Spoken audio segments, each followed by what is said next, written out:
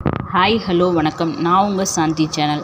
மன முகூர்த்தம் அருளும் மாங்கல்ய மகரிஷி பற்றி இந்த வீடியோவில் பார்க்கலாம். திருச்சி லால்குடி அருகில் சுமார் 5 கிலோமீட்டர் தொலைவில் உள்ளது இடையாற்றுமங்கலம். இங்கே சுமார் 900 வருடங்கள் பழமைமிக்க ஆலயத்தில் குடிகொண்டு அருள்பாலிக்கிறார் ஸ்ரீ மங்களாம்பிகை சமேத ஸ்ரீ மாங்கல்யேஸ்வரர். சுவாமி மற்றும் அம்பாளின் திருப்பெயர்களே இது கல்யாண வரம் தரும் ஆலயம் என்பதை சொல்லாமல் சொல்லுகின்றன. மாங்கல்ய மகரிஷி என்பவர் உத்திர நட்சத்திரத்தில் அவதரித்தவர். இவர் இந்த தலத்துக்கு வந்து சிவபார்வதியை வணங்கி தொழுது அருள் பெற்றிருக்கிறார்.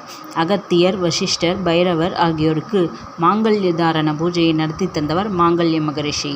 எனவே அவர் வணங்கி வழிபட்ட இந்த தலத்து இறைவனுக்கு ஸ்ரீ மாங்கல்யேஸ்வரர் எனும் திருநாமம் அமைந்தது என்கிறது ஸ்தல புராணம். ஸ்ரீ தட்சிணாமூர்த்தி, ஸ்ரீ பிச்சாடனர், ஸ்ரீ அர்த்தநாரீஸ்வரர் ஆகியோர் ஒரே சன்னதியில் இங்கே காட்சி தருகின்றனர். உத்திர நட்சத்திரக்காரரான மாங்கல்ய மகரிஷி வழிபட்டு பலம் பெற்ற தலம் என்பதால் உத்திர நட்சத்திரக்காரர்கள் அவசியம் வழிபட வேண்டிய தலம் இது.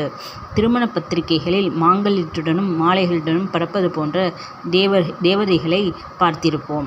அந்த தேவதைகளுக்கு இவரே குரு. திருமண வைபவ நேரத்தை, சுபமுகூர்த்த நேரத்தை அமிர்த நேரம் என்பார்கள். அற்புதமான அந்த நேரத்தில் தன் சீடர்களான தேவதைகளை திருமணத்துக்கு அனுப்பி அவர்களுக்கு ஆசீர்வாதத்தை அருள்கிறார் மகரிஷி என்பதாக ஐதீகம். இங்கே தவம் செய்யும் கோலத்தில் அமர்ந்தபடி காட்சி தருகிறார் மாங்கல்ய மகரிஷி. உத்திர நட்சத்திரம் என்பது மாங்கல்ய வரம் தருகிற சக்தி நிறைந்திருக்கும் தன்மை கொண்டது. அதனாலேயே பங்குனி உத்திர நன்னாளில் தெய்வங்களுக்கு திருமண வைபவங்கள் நடைபெறுகின்றன. உத்திர நட்சத்திர அன்பர்கள் தங்களுக்கு ஏற்பட்டுள்ள தோஷங்கள் நீங்கவும் இன்னல்கள் அகலவும் உத்திர நட்சத்திர நாளில் இங்கு வந்து ஸ்ரீ மங்களாம்பிகை சமேத ஸ்ரீ மாங்கல்யேஸ்வரரையும் மகரிஷியையும் மனதார பிரார்த்தித்து சென்றால் விரைவில் தோஷம் நீங்கும், சந்தோஷம் பெருகும். தடைப்பட்ட திருமணத்தால் வருந்துவோர் இங்கு வந்து மாங்கல்ய மகரிஷிக்கு நெய் விளக்கேற்றி மாலை சாத்தி அவரின் திருப்பாதத்தில் ஜாதகம் வைத்து வழிபட வேண்டும். அதேபோல் ஸ்ரீ மங்களாம்பிகைக்கும் ஸ்ரீ மாங்கல்யேஸ்வரருக்கும் விளக்கேற்றி மாலை சாத்தி வழிபட விரைவில் கல்யாணவரன் தேடி வரும்.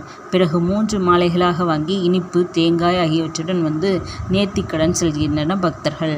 அத்துடன் வரன் அமைந்ததும் கல்யாண பத்திரிகையுடன் வந்து சுவாமி, அம்பாள் மற்றும் மாங்கல்ய மகரிஷியை வணங்கி அவர்களுக்கு பத்திரிகை வைத்து கல்யாணம் நல்லபடியாக நடக்க வேண்டும் என்று பிரார்த்திப்பதோடு மட்டுமின்றி அவர்களையும் கல்யாணத்துக்கு வரும்படி பக்தர்கள் அழைப்பு விடுப்பது இந்த தலத்துக்கே உரிய சிறப்பம்சம்.